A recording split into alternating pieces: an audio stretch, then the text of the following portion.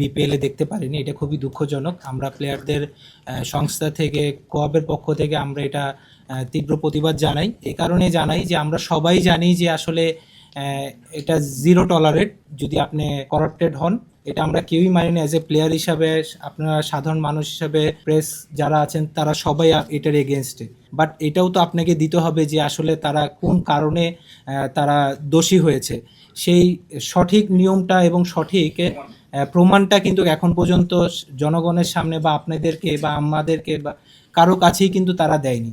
হ্যাঁ, তো তারা এই যেই কাজটা করছে, এটা আমার কাছে যেটা খুবই দুঃখ লাগছে যে এত বড় বড় নাম যারা ডোমেস্টিক ক্রিকেটে সবসময় পারফর্ম করে আসছে, তারা উইদাউট এনি এভিডেন্স বা উইদাউট এনি প্রুফ তারা খেলতে পারছে না। তো আমি রিকোয়েস্ট করবো বোর্ডকে যে আর আল্লাহর ওয়াস্তে টাইমটা নিয়েন না। আপনারা যদি যদি আসলেই কিছু থাকে তাহলে আপনারা এটা জনসম্মুখে আনেন।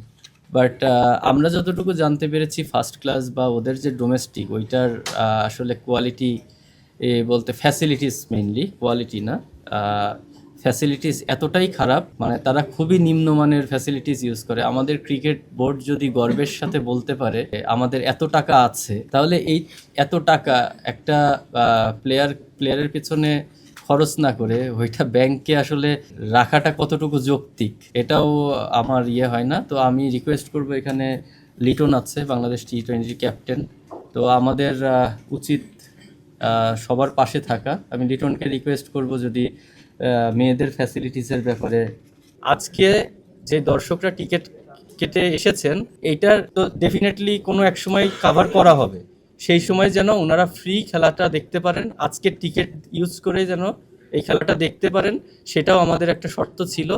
তারপরে আমাদের কাছে কোনো অফিসিয়াল কোনো আসেনি, অ্যান্সার আসেনি। আমাদের কাছে অফিসিয়াল অ্যান্সার আসলে আমরা আপনাদেরকে ডেফিনেটলি সাথে সাথে জানাবো। আমরা মোস্তাফিজের সাথেও যোগাযোগ করেছি, মোস্তাফিজকে জিজ্ঞেস করেছি, কিন্তু জিনিসটা এত দিনে দিনে ক্রিটিক্যাল হয়ে যাচ্ছিল, মোস্তাফিজ তখন এই জিনিসটা আর বাড়াতে চাইনি। আমি যদি ভুল বলি, মোস্তাফিজ ক্লিয়ার করিস।